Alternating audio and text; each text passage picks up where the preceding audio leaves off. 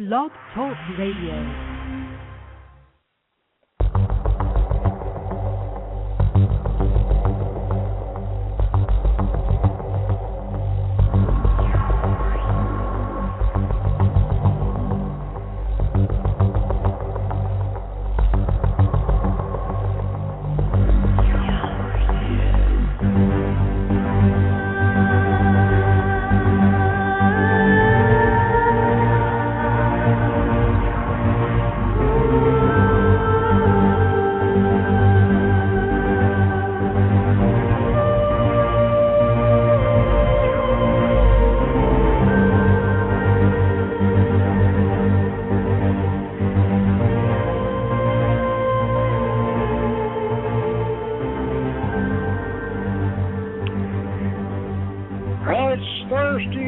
December 16th, 2010. This is the Hermetic Hour. I'm your host, Poke Runyon, and tonight we're having a discussion on the spheres of Malkut and yosod in the Hermetic yoga system.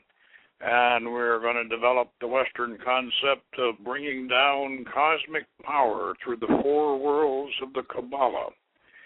We'll discuss the cube of space in relation to the human head with Saturn in Da'ath, and the flow to awaken the dragon.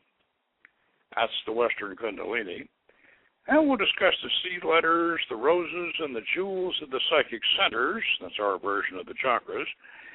And envisioning the gods within these jewels and roses will be explored.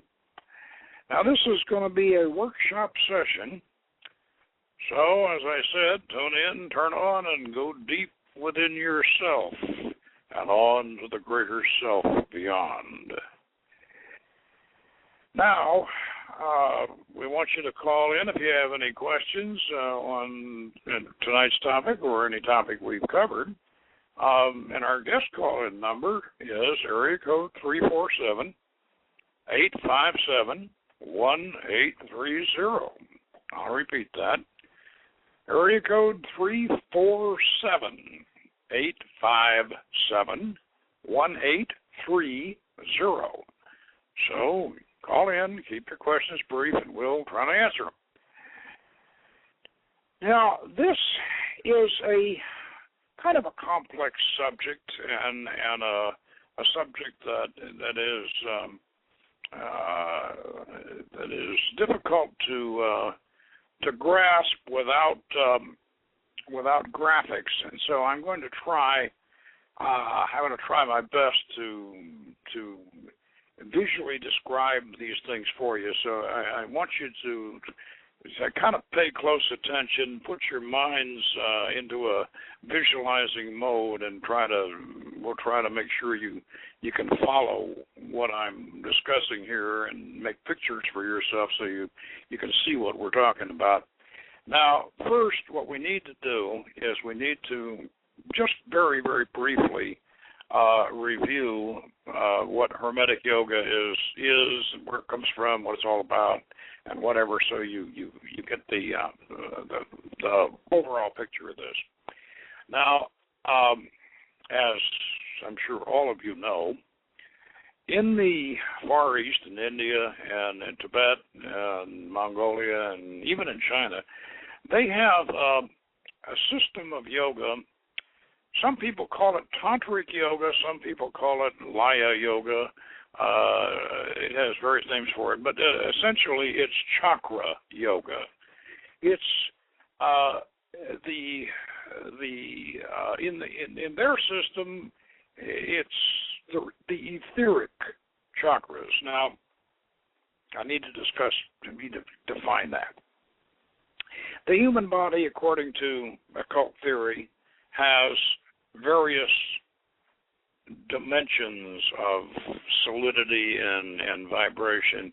The etheric level is the physical body, and then right in the physical body is this etheric body, which is an energy body, and it's very closely attached to the physical body.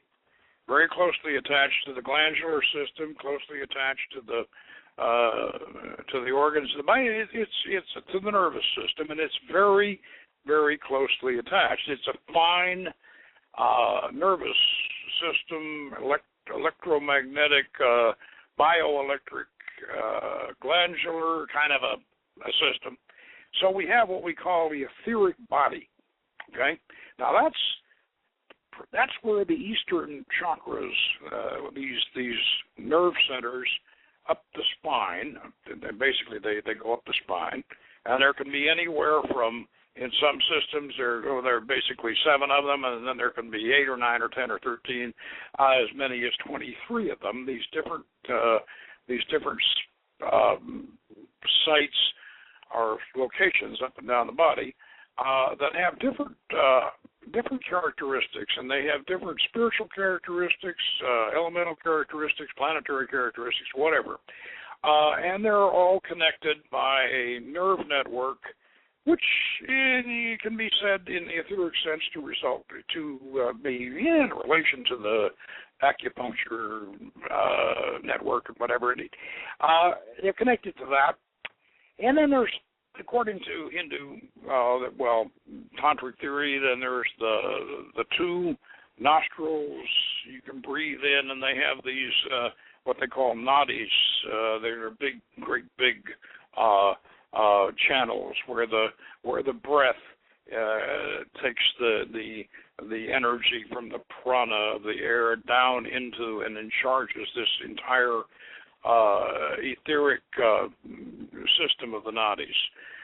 Now, this is all in the etheric body. Now, beyond the etheric body, in a higher frame of vibration and less physical, but still related to it, is the astral body. Now, the astral body corresponds to what we refer to in the Kabbalah as the Yetziric dimension. And the etheric body is essentially in a Shia. It's in the physical area. So, and it's important that you understand this, because in hermetic yoga, our psychic centers, our chakras, are primarily Yetziric. They're primarily astral. Whereas in the Far East, the psychic center, the chakras of the tantric system there are primarily etheric. That's important because these two different dimensions have different characteristics, so keep this in mind, that our system is Yetziric, and also keep in mind that we operate in the Kabbalistic mode. We operate from 4 dimensions that get denser and denser and closer to the physical as they come down. So we start off in Atziluth, which is the highest dimension. This is undifferentiated unity in God, and then we come down through Bria, which is the big yin yang, the great big what I like to call the great 2-cycle engine of the universe, and then we go down from Bria into Yeb-Zero, which we just discussed, which is this so-called astral plane, which is formative. This is where ideas and concepts and God forms and all form. And then from there we go down into the Ashia dimension, and that's where things come into physical reality. So when you're comparing the Eastern system, if you compare the Eastern system, the tantric system, to the Western system, in a way, it's kind of like comparing apples and oranges, because they're 2 different things. So therefore, don't get confused and think that, Manapuna is not like Malkut or yosod or something like that. Yeah, don't worry about that, because ours is we're operating on a somewhat different concept. Now, not that the 2 don't interrelate; they do on a certain level, but still. So our system does something else that the Eastern system doesn't do. Our system brings down cosmic power from above, from that highest dimension. We bring it down from absolute all the way down through these four worlds, all the way down to the physical level, right, what you're sitting on when you're in your asana, all the way down to Montevideo, boom, and then we ground it, and then we bring it back up through into the zero dimension, and we activate the zero that way. Now, what this does is it gives us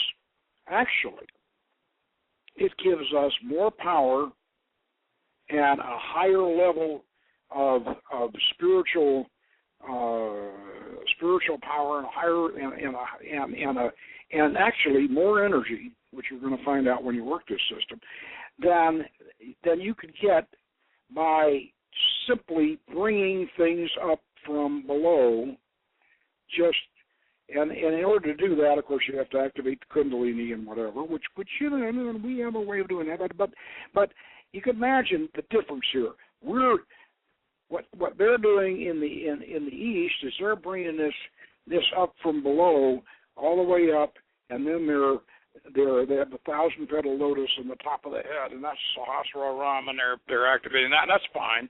But what we're doing is we're starting with something like Sahasrara Ram, boom, and we're bringing it down, and then we're bringing it back up, and this gives us this is quicker, and it is tremendously powerful, and it gives us a whole different dimension from what they're doing, and so consequently our system is different.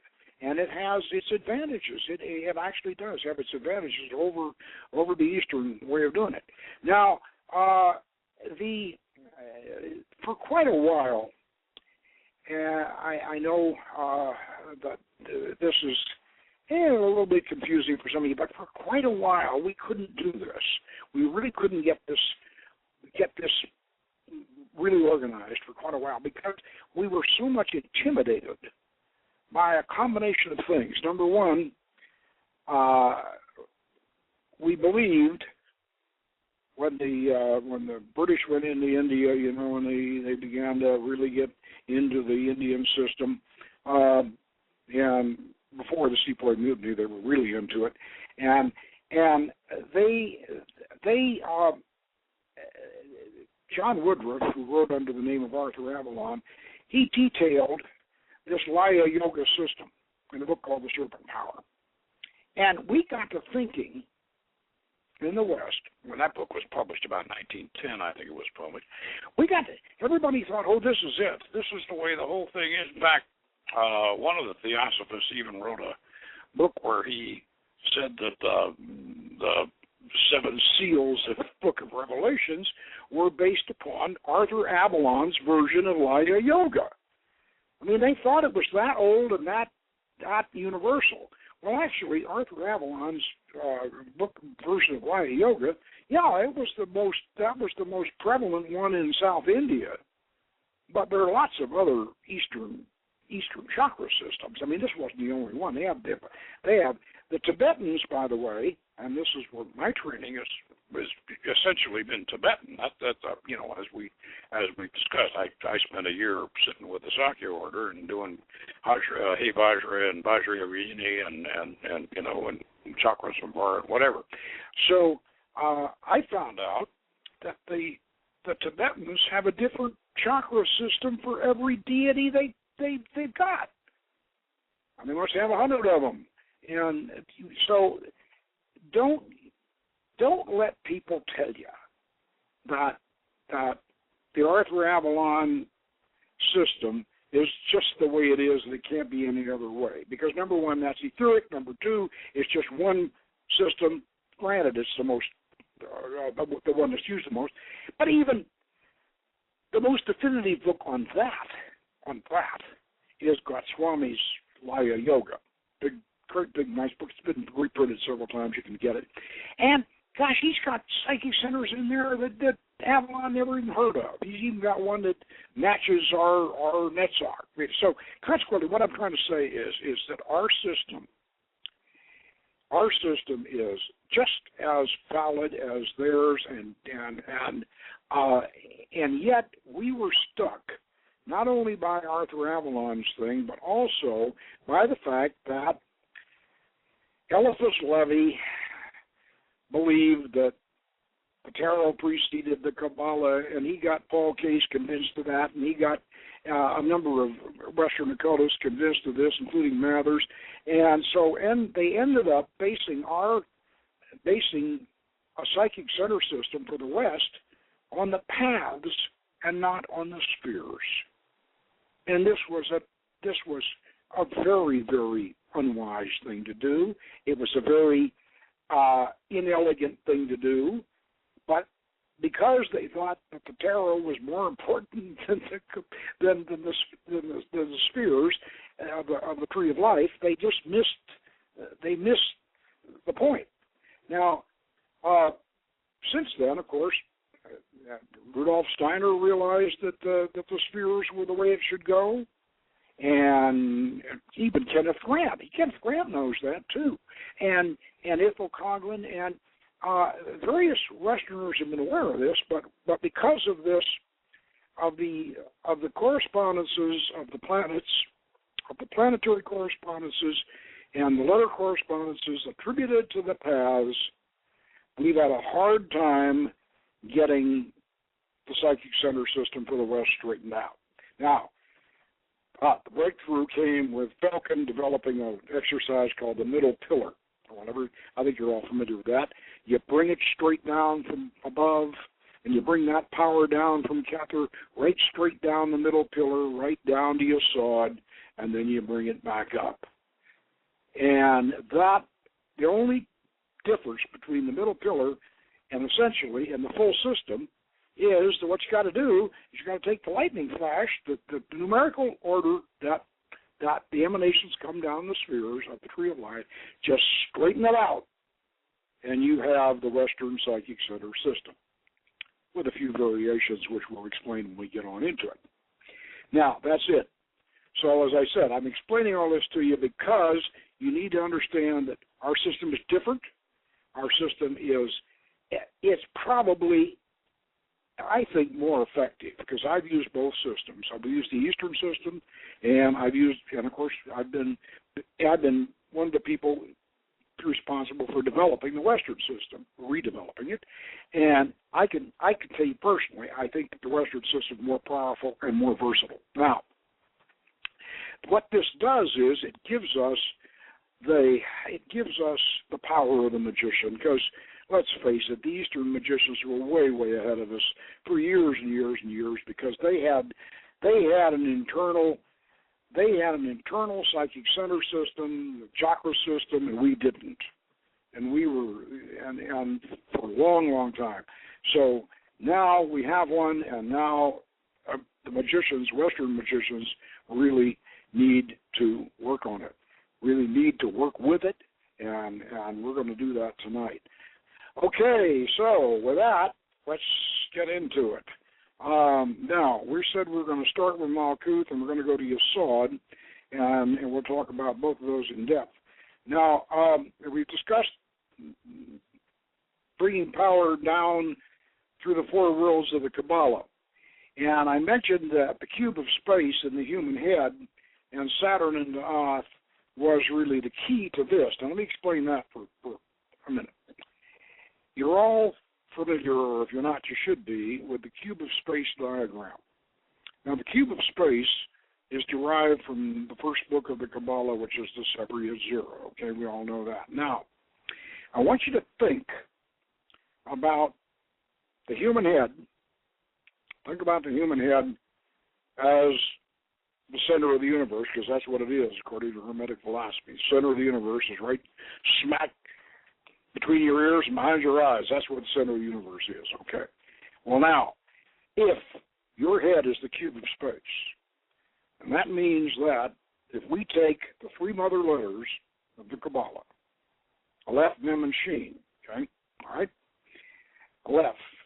Bem, and Sheen. Now, let's take Sheen, that's the fire letter, and let's draw a line. Let's take a line and let's shoot a line right through the back of your head and right on out your forehead. An endless line, zip, and that's a red line. That's going right through your head, right through the center of your head, and right on out your, past your third eye and on out. Now, let's go from right above your left ear, and let's shoot a blue line for Bem, that's water, right on through your head, on out past your right ear as far as we can go. And what we're going to end up with is a cross. And if you think of these as a laser line, let's think of it as a red laser line and a blue laser line, and they're crossing right in the center of your head, okay? Right in the center of your brain, right in the center of your head, okay? Now let's bring down that line from the top. From way, way, way up there, let's bring down the Aleph line. And the Aleph line, you want to imagine these as Phoenician letters, we do, and you want to bring down that Aleph line right down from above, right through the center, forming a cross, a three-dimensional cross, right down into that center point. Now, at that center point, that's, if you're thinking about the cube of space diagram now, which is, this is the three-dimensional version of the Kabbalah from the Sefer Yetzirah. Think about that. The physical universe starts with Saturn. Okay? Saturn, bang, right there in the center of that cross that we've made, right in the middle of your head. Center of the universe, Saturn, physical universe starts there. Okay? Get that concept in your mind. Now, you got that concept in your mind.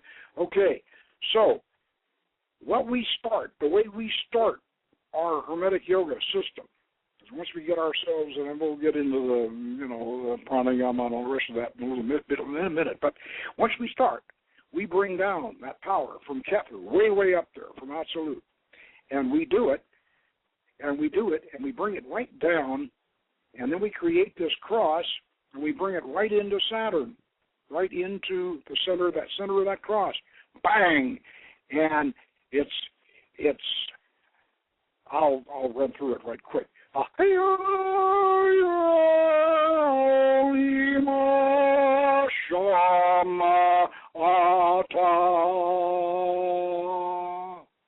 Okay.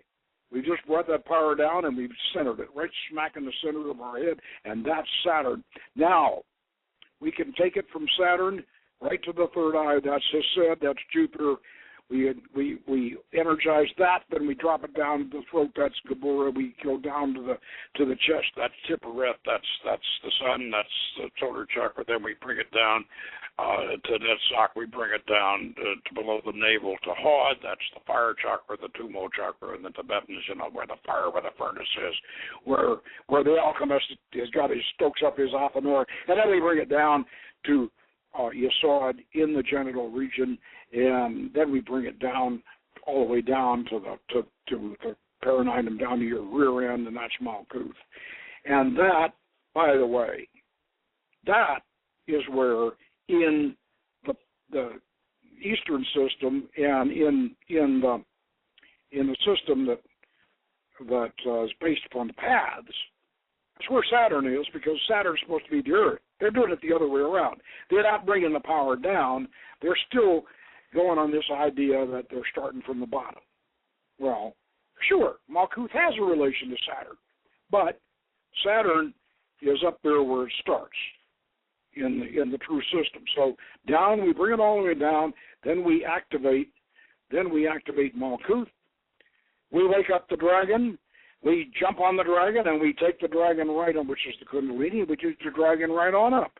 And so we're coming down in Absolute, that's that higher dimension, and we're opening them all up, and then we energize, and we go into Yetzirah. We come down, and we go back up, and we open them up in Bria, and then we get into them in Yetzirah. And so this is basically the way this hermetic yoga system works. And it works It works marvelously well. In fact, once we get to doing the master ritual, once you get doing it, and we don't start off with the whole master ritual now, but once you get to doing it, you could visit all of your God forms inside each one of these chakras, inside yourself, in a 15-minute session in the morning. I do. I mean, I can talk to all of my gods and goddesses in the morning and get all the way up and come out of it and have all this knowledge and wisdom and write it all down, and they get they talk to them about things, and you got a whole pantheon of gods and goddesses working for you, and they're all inside you. And this is a marvelous power that you have, and you're literally building the body of light. I can't fully describe how great this is and how much you're going to enjoy it when you do it. Now, we said Saturn was Da'ath. Now, I know that will confuse a few people. What you got to do now to get this thing straightened out is just the numbering system on the Kabbalah. It starts with Kether being 1, and then they attributed 2 to Hokmah, and then 3 to Binah. And what this ended up with the whole Briatic dimension up there, Hokmah and Binah. Hokmah should be the creative principle, and Binah should be the receptive principle. And so, really, Binah should be the realm of the fixed stars, and Hokmah should be the creative force, and Binah should be the realm of the fixed stars. Should be, but for some reason or other, they attributed Binah to Saturn. Now, Binah actually should be Da'ath. And in the fully realized tree, the tree before the fall, it is Da'ath. And so what you do in order to get this to work, so you don't have to do violence to the whole tree and the lower spheres and all of that, you simply make Kether 0. And that solves the whole problem. Kether is 0, and that means Hokmah is number 1, as it should be, and Binah, the realm of the fixed stars, is number 2. And then 3 is Saturn, and that's Da'ath, and that works. It works beautifully, and it's Kabbalistically elegant, and it means that Da'ath is the gateway into the physical realm in the tree before the fall. Now, the Golden Dawn, as you probably recall, had an inner in the Golden Dawn inner order. They had this 11-sphere tree that they got from Isaac Luria, but their 11-sphere tree, unfortunately, their 11-sphere tree was not very usable because all of the correspondences in the lower end of it had to be changed. So ours is rectified so that you don't have to make that drastic a change. Now, so Da'ath is Saturn. Saturn is Da'ath in up there at the abyss. Now I said, how do we awaken the dragon? Now the dragon's down there the dragon is asleep down there in Malkut. And you can think of that as a sort of a cavern down there in Malkut. And you think, by the way, the Tibetans do a lot with what they call thangkas or tankas. A tanka or thangka is a picture, a painting of the God form and the environment of the particular psychic center. And so what we've done is we have tankas for all of our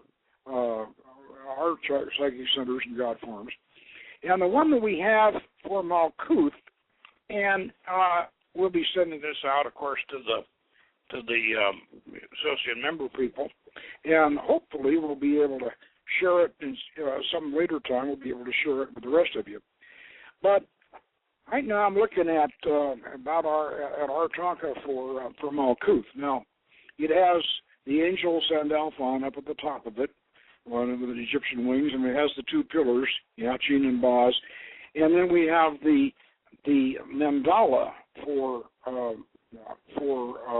Malkut down at the bottom, and the mandala with the seed letter is made up of two pentagrams. You got one pentagram. The pentagram in behind it. There's two pentagrams, one superimposed across the other, and one pentagram is black with red outline, which is with the point pointing down. You want to call that, if you want to call that satanic, I wouldn't, but I mean, it's a downward pointing pentagram. In other words, it's descending. But superimposed over that is a yellow pentagram with white outlining with a point upward. Now, this is a lot easier to visualize when you're trying to construct this thing in your imagination. It's a lot easier to visualize than trying to create a 10-pointed star, believe me. So that's one of the reasons why we use it, is because it does make, and the symbolism is good. Now, in the center of this pentagram, we have the seed letter, and the seed letter in this case is omega. That's a green omega on a black background. And the reason why it's omega is because in order to rectify, in order to have a Kabbalah with 24 letters, 24 primary letters, we needed to add 2 letters to the Phoenician alphabet. Now, Gershom Scholem admitted that the Kabbalah was short 2 letters. He knew that. And the Hebrew alphabet is short 2 primary letters. To have the Hermetic Kabbalah is essentially as much Greek as it is Hebrew, and the Hebrew Kabbalah, as a matter of fact, now I know some people are going to disagree with this, actually derived from the Greek Kabbalah. The Greek Kabbalah has 24 primary letters. They have a letter for each sign of the zodiac going up. That's 12 going up to the North Star, and then 12 going down to the South Pole. This gives you a complete analog to the celestial sphere, which you need to have a full Kabbalah. And the Greeks had that. That was developed by Marcus. He was a Valentinian. He was the successor to Valentinian. He developed that. The Kabbalah owes a lot to Marcus. But somehow or other, they never did get the 2 extra letters they needed. So what we simply did was we added Crater and gave it a 0 because it never had a 0, so we needed a 0. So we gave Crater for 0, and then we added Omega, and that's just double Tau. That's 800. And that fits in perfectly, and stuck that at the end, and that gives us, in our Phoenician Kabbalah, that gives us the 24 letters we need. So consequently, we have Omega in the center. That's our seed letter. That's our seed letter for Malkut. Now, let's look at the dragon. The dragon, nice red dragon. Actually, the way I've got him, he's kind of luminous red. He's almost kind of, well, he's not hot pink, but I mean, he's kind of magenta-ish dragon, and he's lying on a treasure trove, because dragons do, they sleep on treasure, and you're in Malkut, that's the physical sphere, so he ought to have a treasure to lie on. So the dragon's sleeping down there, and then we have, as you see, we have your little spirit body riding the dragon, which has 7 spiky tails. He has a tail that's bifurcated into 7 spikes, and that represents the 7 planets. And actually, the dragon is Lotan the dragon of chaos. And Lotan is our one of our demons in Phoenician mythology. He's the dragon of winter, and he's the dragon that causes the storms and causes all the chaotic manifestations. And yet he also represents, in our system, he also represents the unrestrained human passion.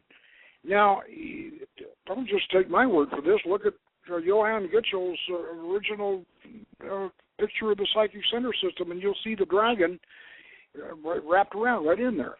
So, Lotan and Frater Ia, who you all know and love as Colonel Rich, and he'll be playing Lotan in our seasonal ceremony coming up this Saturday. Anyway, Lotan the dragon is what you're going to ride going up, and in the Eastern system, this would be the Kundalini. Okay, now how do we get Lotan going? How do we get that dragon waked up? And how do we get on him? And how do we get him to go up the Sushumna, up that central path, to get him up there to yosod? And so the way we do this now, we and this is something that a Taoist master would just he wouldn't want you to do it at all. The Taoists would like you to sit and very slowly and very carefully tease that energy up the spine by thinking about it, by thinking about getting that energy going up the spine, and that's good, that's fine, and then what then you put your tongue, you're sitting here, Asana, you put your tongue up in the back of your soft palate, you bring that, you just kind of tease that energy up the spine very, very slowly, kind of think it up there, and then get it and come around, and then take it down through your tongue, and then on down again, and all that. It takes quite a while to do this. Well, there's a quicker way to do it. Sit there and pinch your butt together real hard, bam, and send it up there. Keep your tongue in the back of your palate like that. And if you're sitting right and you're doing it right, you're going to feel that. You're going to feel that energy going up your spine. So you're getting that dragon. You're on the back of the dragon, and you're bringing the dragon up. Now, you get the dragon up to yosod. Now, yosod we put in the genital chakra. And that's where the middle pillar put it. Now, the mandala for yosod is an interlocking 9-pointed star, which is amethyst color, and it is in a pale yellow rose of 9 petals. And in the center of that, it's got the blue Phoenician letter Gimel, okay? That's your mandala, and we have a real nice mandala on that one. And you can see that, by the way, in Rites of Magic, in our video, Rites of Magic. We actually take you on a path working to yosod, and you'll see that that mandala in there. Now, when you get up there to yosod, and here's where things get really, really interesting.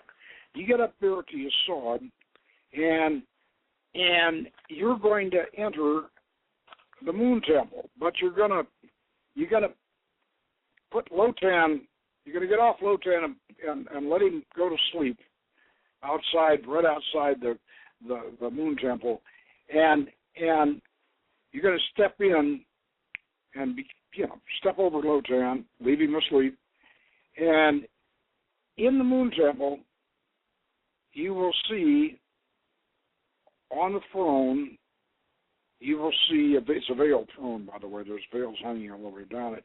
You'll see the moon goddess, Tanit. Now, I explained to you that Tanit is Carthaginian. That's a Phoenician colony. And Tanit,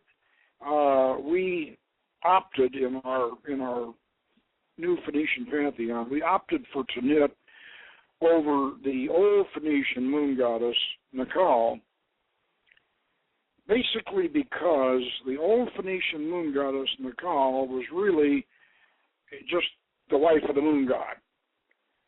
Yarick was the moon god, and he was much more potent. You see, in the early, well, they still, in a sense, they still do. In the early Phoenician, the moon was considered male, and the sun was actually female. Well, Hermetic philosophy has gone another direction on that. We consider the sun to be masculine and the moon to be female, and so consequently, we needed a very strong moon goddess. Well, the Carthaginian moon goddess Tanit is very strong, so and she fits this role. So Tanit sits on the throne, and she's a very mysterious figure. She's three-faced. She has the face. One face is the face of the crone, and one face is the face of the maiden, and then there's this beautiful woman who's facing towards you, and that's and the two other faces are looking to either side. And Tanit has in her hand, in her right hand, she's holding the crystal sphere of memory. Now, behind the crystal sphere of memory, she's holding her left hand. And her left hand, in the center of the palm, is an open eye. This is the eye of fate.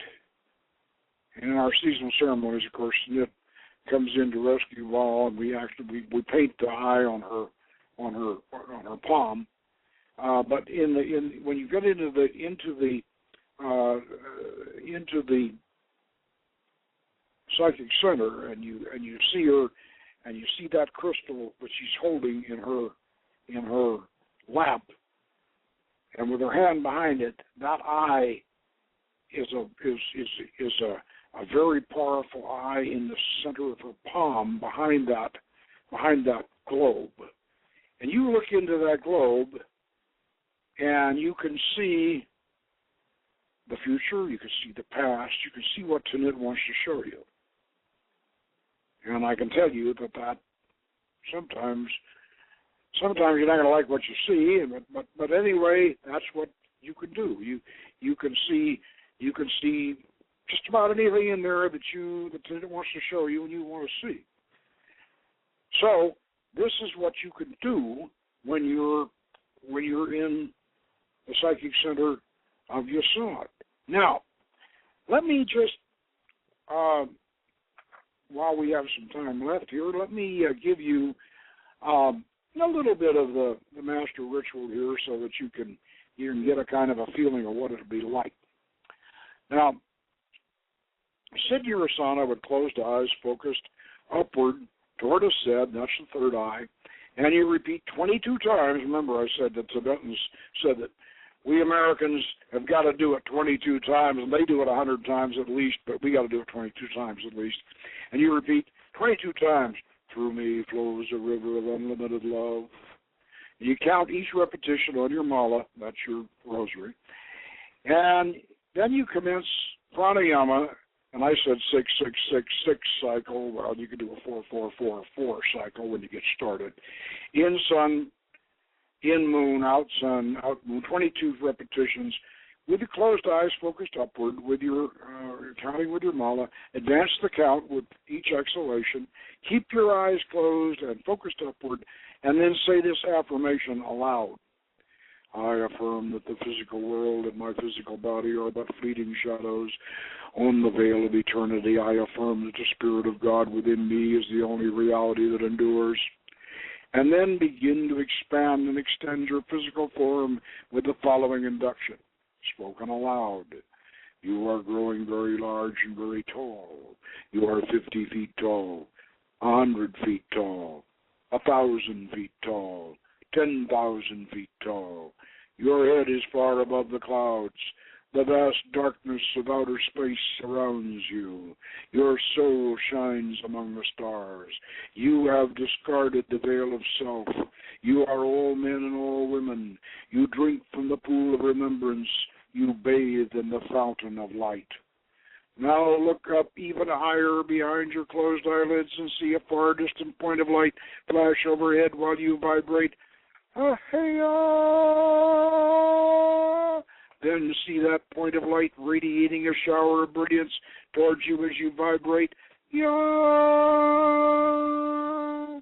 Then focus back down the bridge of your nose and out into the darkness of space while you see the constellations of the zodiac surrounding your head. Like a rim of a very large hat, and you vibrate.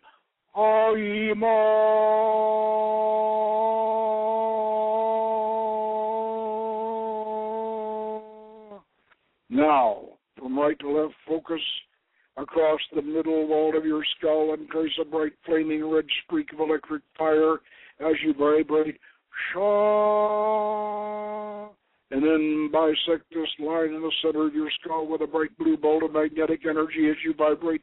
Ma, forming across, and with this established, bring down a brilliant red and blue, and bring down a brilliant yellow stream of light from far above, passing right through the center where the red and blue lines meet and vibrate. And where the three lines converge, see the onyx rose and jewel of Doth forming with the seed letter Tau, haloed in brilliance, and you vibrate Ta.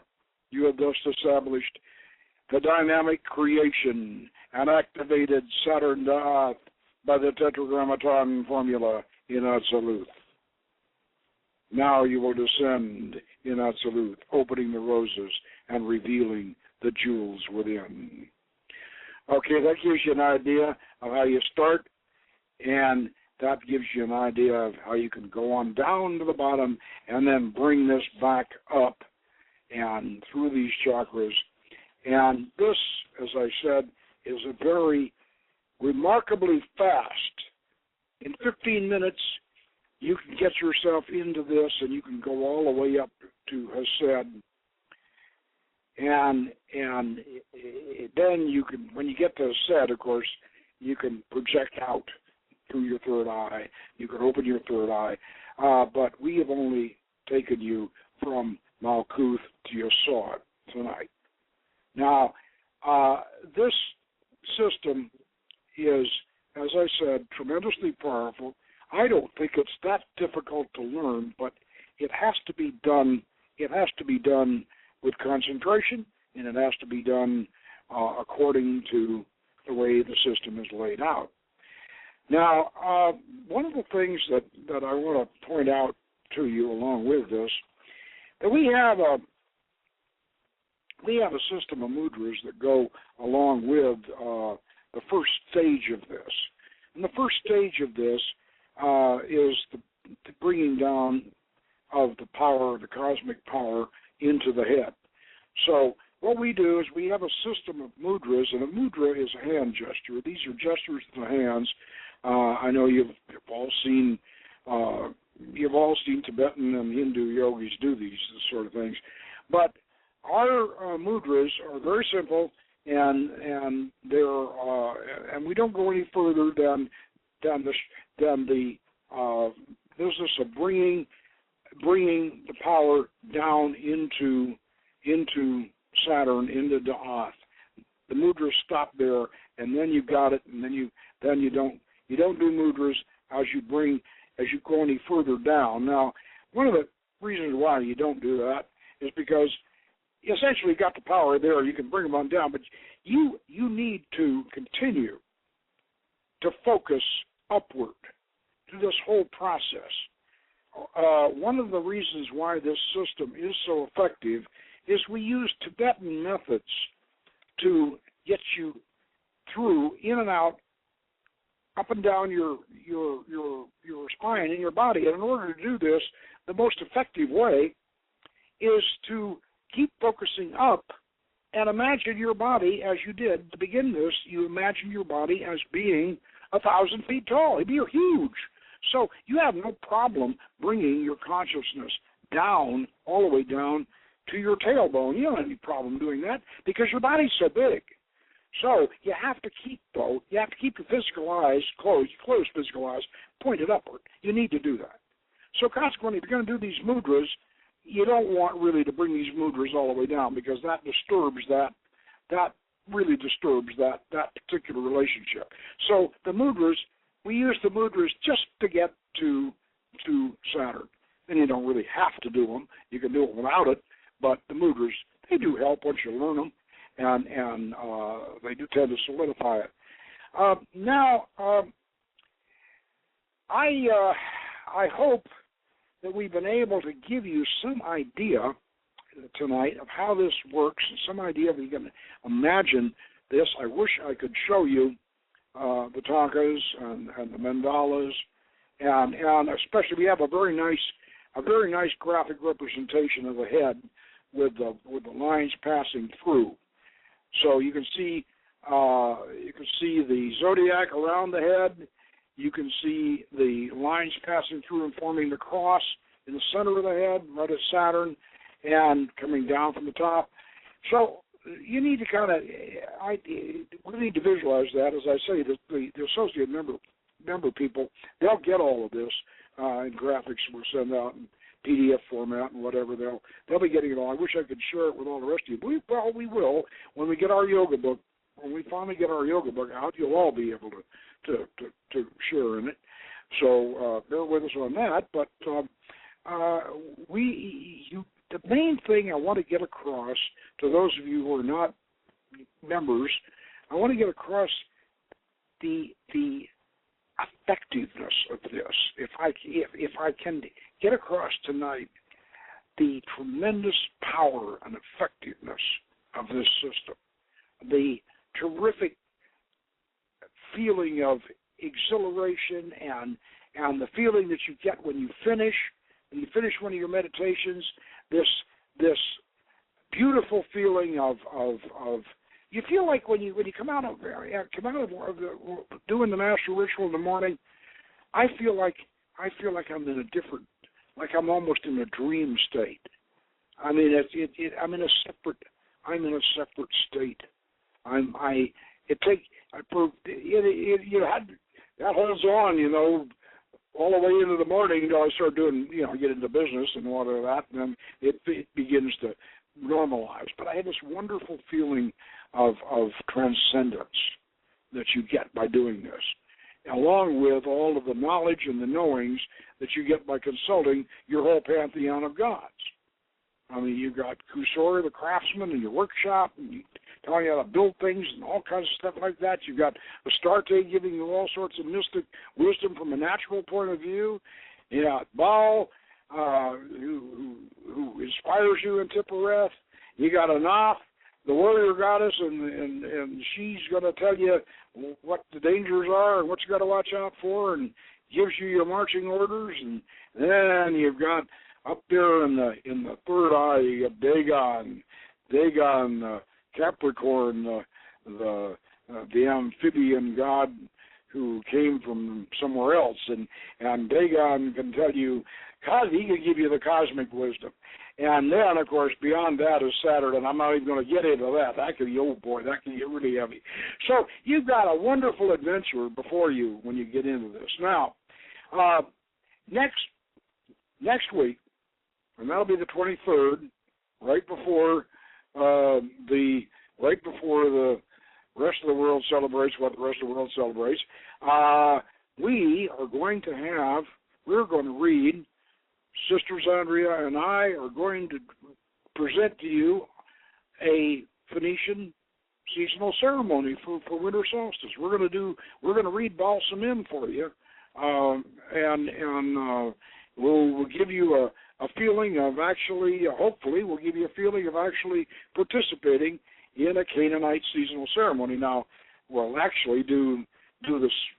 The ceremony at Rivendell will be done the 18th, be done Saturday evening, but then on the 23rd, those of you who can't come to Rivendell, you'll be able to hear it, or at least you'll be able to hear our version of it on the 23rd. And we'll be back with Baal Samin, the Canaanite seasonal ceremony, when Baal vanquishes Lotan with the help of Tanit, without which he can't do it. So anyway, be sure and tune in next week on the 23rd, and we'll celebrate winter solstice. And meanwhile, have a good one, and we'll see you next week, and good magic.